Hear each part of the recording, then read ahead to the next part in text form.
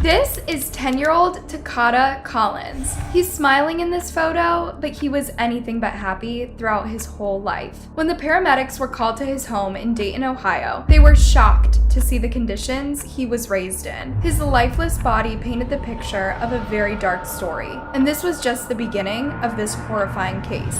This is the full story of Takata Collins. Trigger warning, this video contains very graphic descriptions of extreme violence, including SA against small children. On December 13th, 2019, the emergency services in Dayton, Ohio received a disturbing call. A father found his son unresponsive. My son is unresponsive right now. 10-year-old Takata Collins was lying on the floor of his living room with no signs of breathing, and his dad, 30-year-old Al Mutahan McLean, was asking what he should do. But the dispatcher noticed something eerie. McLean didn't seem worried or frantic. Rather, he was complaining to the dispatcher about how disobedient his son was. See, he just hurts himself all the time. He wake up, don't get his way, slam his head, eat his Alright, I understand. Okay.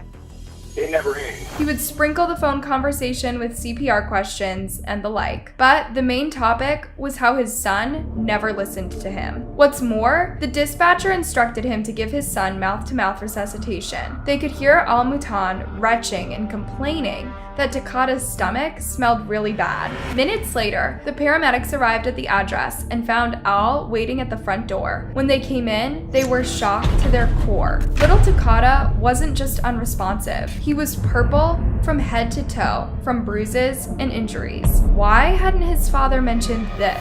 While the paramedics were trying to save Takata's life, a first response police officer spoke to Al Mutan on the front porch. Officer Evans tried to gauge how Takata ended up like that, but Al Mutan said more than he needed to say. Just as he'd done with the dispatcher earlier, he complained for minutes on end about his wild, uncivilized son. The officer was getting a bad feeling about this. The last straw was when the paramedics exited the house to deliver the tragic news. There was nothing they could do to resuscitate Takata. His dad said, "All right, I tried to get you guys here as fast as I could." No emotion, nothing, just covering for himself. You guys, this was just the beginning of the horrific discoveries the police and medics would make in this investigation. Plot twist after plot twist, Takata Collins' case would turn into one of the most horrific child abuse cases in true crime history.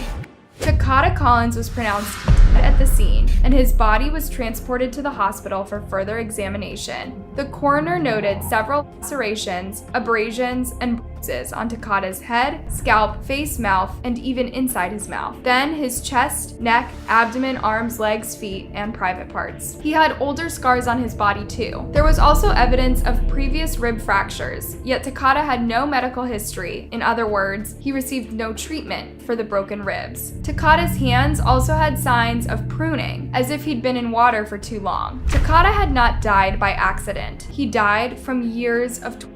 When a doctor examined the insides of his body, they found multiple contusions to the head, torso, and extremities. He also had severe pulmonary edema, or water in his lungs. Paired with the hand pruning, the coroner's conclusion was that Takata had been forcefully sunk in water repeatedly. And without going into vivid detail, Takata had been too. But it was severe bruising around the back of his back that ultimately caused his death. The coroner described this injury as a type of injury specific to catastrophic events, such as serious car accidents. Takata's cause of death was concluded as blunt force trauma combined with compressive asphyxia and water submersion. The manner of death, homicide. While this chilling investigation was taking place, Al Muhatan was still at home with a couple of officers. He told him that he lived alone with his son. It's incredible he thought that this would pass, as just minutes later his girlfriend came back home with her sister and a 3-year-old boy. Al Mutan's girlfriend was 30-year-old Amanda Hins, and her sister was Jennifer Ebert, 3 years younger than her. As soon as they arrived, Al Mutan said, "Yeah, they actually live with me." And the 3-year-old turned out to be Al Mutan's brother, not his other son. A few hours into the home interview, the police retrieved a permit to do a full house search. The ground floor, where they'd stayed so far, was fully furnished and had running water, food in the fridge, and photos of pets on the walls. However, there were no pictures of Takata. There were 2 bedrooms downstairs, one belonging to Al-Moutan and his girlfriend, the other to Jennifer. The 3-year-old boy also had a room full of toys and clothing. But there was no room in the house for Takata. The police couldn't even find clothes, books, or toys appropriate for a 10-year-old. In the basement, there was a room for dogs, full of crates and waste. Upstairs, though, there was an attic. As soon as the detectives made their way to the attic, an extremely foul smell overtook their senses. It was human waste. There was no light source in the attic either, so the detectives turned on their flashlights. They found no furniture, with the exception of a broken chair. In fact, there was nothing inside the attic but waste and insects. The attic also led to another room secured with a lock. The detectives broke into the room and found a sight reminiscent of the worst horror movies. Inside the small room was a bloody tarp in a filthy lawn chair. There was also a camera used to watch Takata when he was inside the room. The camera had recently been disconnected.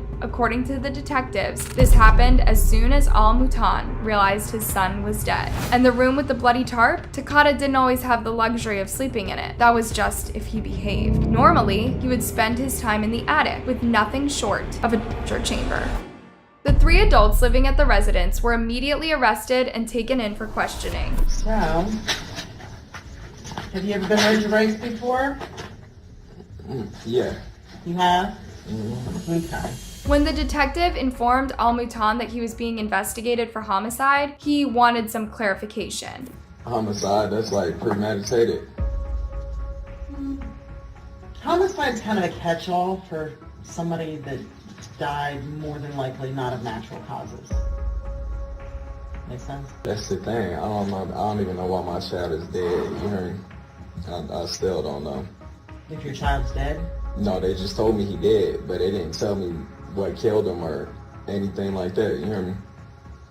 Al-Moutan was playing innocent despite all the evidence the police already had against him. So the 2 detectives in the room reminded him he was the one supposed to tell them why Takata died.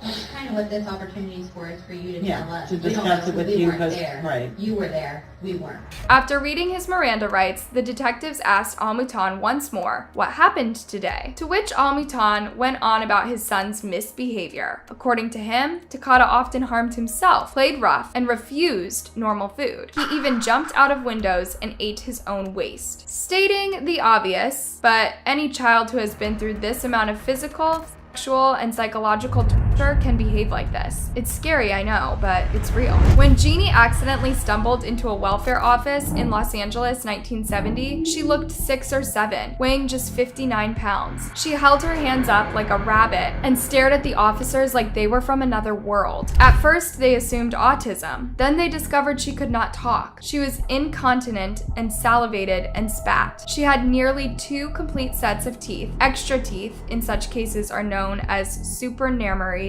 a rare dental condition. She could barely chew or swallow and could not fully focus her eyes or extend her limbs. It turns out Jeannie was 13 years old. She had been strapped into a handmade straitjacket and tied to a chair in a silent room of a suburban house since she was a toddler. He had forbidden her to cry, speak, or make noise, and had and growled at her like a dog. Jeannie made a partial recovery surrounded by doctors, researchers, and psychiatrists, but she was never able to integrate into society or have normal human relationships. So when Al-Moutan was telling the detective about his son's feral behavior, it's likely he was telling the truth, except he did not understand that his son was behaving this way because of what he had done to him. Al-Moutan seemed to paint the picture that Takata had always behaved in this strange way, so he believed he took his own life. In other words, he was trying to shift responsibility onto Takata. The kid keep falling down the stairs, keep knocking his head around.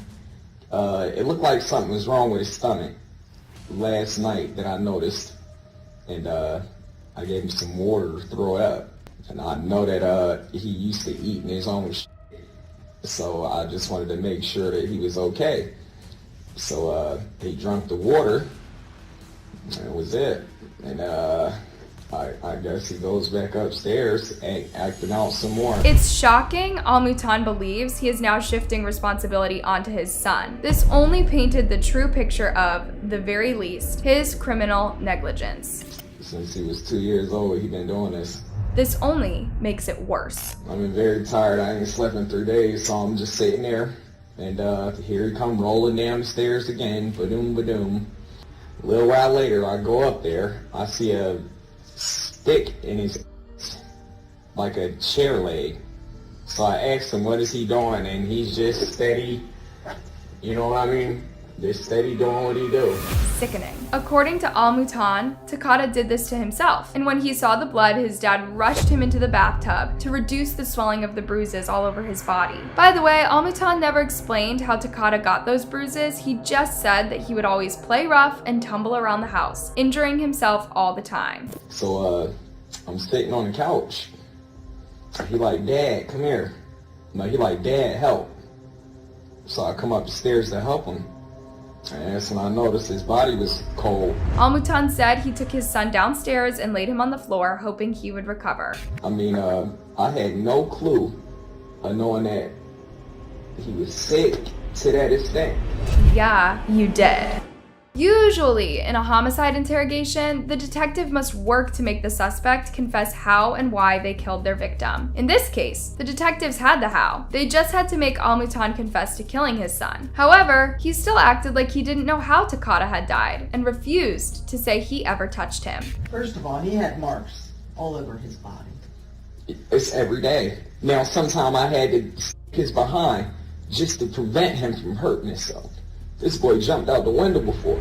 Okay, the first admission of touching him. There is no stopping him. I'm afraid. I've been telling people I was afraid, but at the same time, it was nothing I can do. So the detectives went another way. After all, she had pictures of the horrific conditions Takata had lived in at that house. He lived upstairs. At times, What do you mean at times? well, at first he was living downstairs, but the smell got too strong. Not only that, my little brother, I just got custody of him probably like 2 years ago. I've been taking care of my little brother. When Al-Mutan got custody of his little brother, he and his girlfriend decided to put him in Takata's room and move Takata into the attic. According to Al-Mutan, Takata didn't behave appropriately for a baby. He would take his clothes off and be aggressive towards his baby nephew. That's why the adults in the house decided he should be kept away from him. Then Al-Mutan started ranting about why Takata didn't have any possessions. Again, he made it sound like this was on Takata, not on himself. I can't get a boy a blanket, because if I give him a blanket, now he has marks all over his body from him pissing on himself and wrapping around his own blanket. You know what I mean? If he did that continuously, there'd be rashes, and you know, that's unsanitary. Flat out. And there ain't no way to keep a child like that. Says the man who kept his child in a room full of feces. Al-Mutan painted the picture that he was overwhelmed by Takata's behavior and was more afraid than anything. When he spoke to social services, apparently, he was told he could put Takata into a specialized facility when he turned 12. That would have been in 1 year and 3 days later. He would have turned 11 3 days from now. And like I said, ma'am, I am shocked right now at this point that he died. Never seen it coming. Here's a giant hole in the story. On the one hand, he's been blabbering on for 15 minutes about how Takata behaved aggressively and self-destructively. On the other hand, he says he's absolutely shocked that he died and has no idea how that could have happened. Then, he added something truly creepy, completely unprompted. But that's the kind of stuff he was into. I ain't never really harassed my child or do nothing like that. That's phobic. And I mean, that's and I ain't far from, you know what I mean? Wait a minute. 1, who asked him if he'd violated Takata? 2, that's the problem with violating your child? That it would be gay? Sheesh. When the detective mentioned the locks on the attic door and the small bedroom inside the attic, Al-Mutan said those were old locks. They used them to separate their pit bulls when they were young and they would fight. But he'd never locked Takata in the attic, he claimed. Then he continued to rant about how dirty Takata was. What am I supposed to do?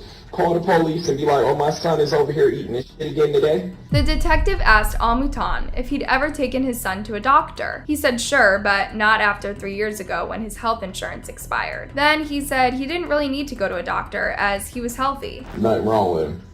He's eating his own feces. There's something wrong with it. So Al-Mutan went on to say Takata probably had some counseling. And I probably had some online counseling services or online counselors talk to him.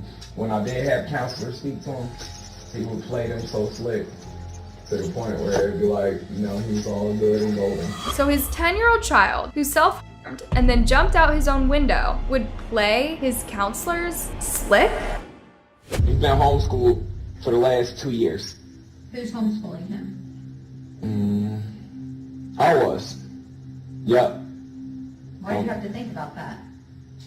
My lip hurt. I'm just like, And what's the stuff he's learning about right now?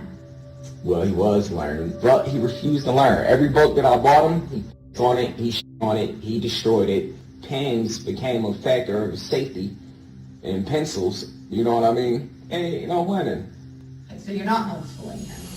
Takada's dad pulled him out of school in 3rd grade. When his son wouldn't learn, he just gave up trying. He never enrolled him back at public school or went through any sort of counseling. It's not like this interrogation could go the right way for Al-Mutan. If he tells the truth, the investigators will have a little more information about Takada's death and the precise timeline of events. If he lies, the lies will be used against him in court. There was already sufficient evidence to convict him of murder. By pointing out his conflicting stories and twisted reasoning, the detective is hoping to help Al-Mutan give a clear account of what happened on Takada's last day. 6 a.m. this morning, I look at the camera, I see him plunging on his chair.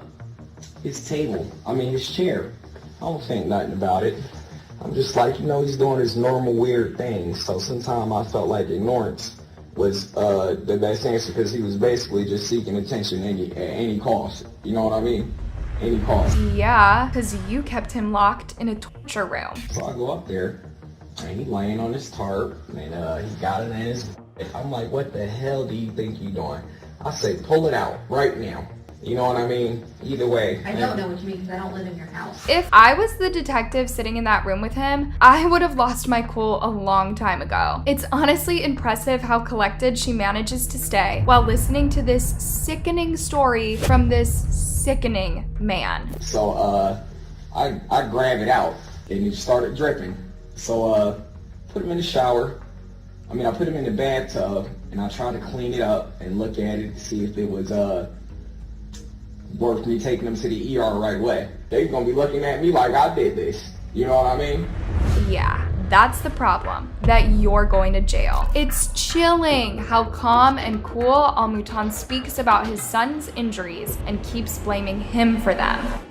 Al-Mutan was full of lies and kept painting himself as the victim of an uncontrollable son throughout the interrogation, but his 2 adult roommates would paint a full picture during their interrogations. Before being pulled out of school, Takada went to Horace Mann Elementary School in Dayton. His teachers noticed that he needed some help, but they were unsure what kind of problems he had. He regularly smelled terrible, his haircuts were so bad he was often getting bullied for it. The school often washed his clothes and gave him fresh ones to wear at school, just so he would be healthier and less prone to bullying. But poor Takada never made any friends at school. He was seen as a weird, dirty outcast. When Al-Mutan was notified of these school interventions, he became enraged and threatened the school to stop intervening in his son's personal matters. He actually prohibited the school nurse from ever seeing Takada again. And according to Al-Mutan's girlfriend Amanda, he required daily updates from the teachers. Al-Mutan would make him hold loaded book bags in the living room until bedtime. He would also have to stand bent over and cross-legged for hours on end. The school responded by sending CPS several times to their home. But when the CPS agents did arrive, Takada was instructed to stay behind a locked door and not make a sound. So no, it wasn't like how Al-Mutan claimed. Takada didn't play counselors or lie to CPS agents. He was scared to death of his evil father. When CPS agents requested to speak to Takada, he was shy, quiet, and gave perfect answers. He had no complaints about his dad or stepmom. But as soon as the agents left, Al-Mutan would destroy his son for attracting CPS to the house in the first case. In May 2018, Al-Mutan pulled Takada out of school. Now there was no refuge for him. Around this time, Al-Mutan and Amanda decided to keep Takada locked in the attic for most of the day. He would only come out to use the bathroom or eat when they allowed him to. All All the while, Amanda Hintz presented herself as a mother figure and a homeschooler to Takata wherever she went. In November of that year, Takata jumped from the window of his attic into the backyard. Almutan and Amanda took him to the hospital, and Amanda presented herself as his mom. Takata was treated for his injuries, and the doctors also recommended psychological counseling. What he had done was a big cry for help, but Takata was never taken to psychological counseling. When social workers called them to help set up the appointment, they declined their services. The only thing Almutan did was call the local court and ask about the program they had for delinquent kids. When he learned the program was therapy-based and Takata wouldn't be locked up somewhere, he declined it too. In short, he wanted to get rid of his son. While Almutan and Amanda repaired the attic window, Takata was kept in the basement where the dogs usually stayed. Then he was taken to the refurbished attic. This time he had no light, no furniture, and the door had a heavy lock on it. So no, the lock wasn't for the pit bulls. This was his punishment for trying to escape his house of horrors. Takata was kept in the attic, locked and naked all the time. His clothes had been thrown out. However, if he came downstairs to use the bathroom and he didn't have clothes on, he would be beaten. So Takata was only allowed to use the bathroom at night. If he exited the attic during the day, Almutan would accuse him of flashing before his toddler nephew. Almutan also called him girls' names and various unspeakable slurs. Remember the third adult living in the house too? That's right, Jennifer, Amanda's sister. It turns out all 3 adults partook in the gruesome torture. The 3 would share the couch and watch Takata on TV through the camera they'd installed in the attic. Takata was instructed to stand in various painful poses for hours on end in his attic alone. If he moved, the 2 sisters would see this on TV and would instruct Almutan to. Heartbreakingly, the police found footage confirming this. And remember how Almutan complained repeatedly during the interrogation that his son ate his own waste? Almutan made him do this. It started out with poor Takata using the attic floor as a toilet when he wasn't allowed to use the actual bathroom. His dad became enraged at this, so he made him eat his own waste as a way of cleaning it. Takata refused over and over again, but Almutan physically forced him to. The abuse got so bad that it was easier for Takata to just do this rather than refuse his dad and await even harsher consequences. Perhaps unsurprisingly, Almutan also had a severe drinking problem. Oftentimes he would return home wasted and would take out all of his anger on his son. One night, Jennifer heard Takata crying from another room. He said no more, but Jennifer and Amanda testified to Almutan and assaulting his son on a daily basis. On the morning of December 13th, Jennifer called for Takata to come downstairs and use the restroom. He exited the attic, but almost stumbled down the stairs, as he had not held on to the walls. He kept falling, standing back up, and grabbing walls or the railing. When his dad saw this, he elbowed him in the back. Then he ordered him back upstairs. Once upstairs, Almutan instructed Takata to put away his folding chair and perform his discipline pose, but Takata did not move fast enough. So his dad pressed him to the ground and stood on him with all his weight. He even reached to the ceiling and pushed down extra hard on his little body. Almutan weighed over 200 pounds. His son's weight was not published, but it was noted that he weighed less than a 10-year-old should. Then Almutan came downstairs and casually watched TV with Amanda and Jennifer. However, he kept yelling slurs at his son from time to time. Then he realized he wasn't done. He took a bottle of hot sauce upstairs and pulled it all over Takata's backside and private areas. According to Jennifer, he'd been doing this to Takata on a daily basis over the last week of his life. He called it parenting. As Takata cried and pled for his dad to stop, Almutan threw him into the walls, grabbed him by the ears, and dragged him down the stairs. Then he took him into the bathroom and ordered him to clean his shorts. Takata just couldn't respond to instructions anymore. He was physically sick and in a state of shock. He was weak from years of prolonged abuse.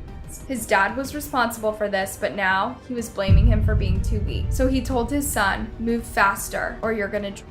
Minutes later, Jennifer heard splashing and Takata grasping for air. Later on, Almutan came out of the bathroom dragging his son behind him. He took him back into the attic and Jennifer watched what happened next on the TV connected to the camera. It's simply appalling. Takata crawled into the fetal position on the lawn chair and his dad SA'd him with his hand or even the hot sauce. And when he came back downstairs, he tossed a chair leg in the trash can. This was the chair leg he claimed during his interrogation that Takata used on himself. himself. The coroner concluded the chair leg had indeed damaged Takata's insides, but this was not his own doing. On the afternoon of December 13th, 2019, Takata finally escaped his lifelong nightmare. He would no longer have to endure his father's madness or the other adults' ignorance and complicity. On December 14th, all 3 adults were arrested and charged with Takata Collins' murder. Inside the police car, Almutan complained about going to prison. He pleaded guilty to kidnapping, and murdering his son. His list of charges is so long, it would probably take 5 minutes just to read out loud. He was sentenced to 51 years to life in prison and will need to register as a Tier 3 sex offender.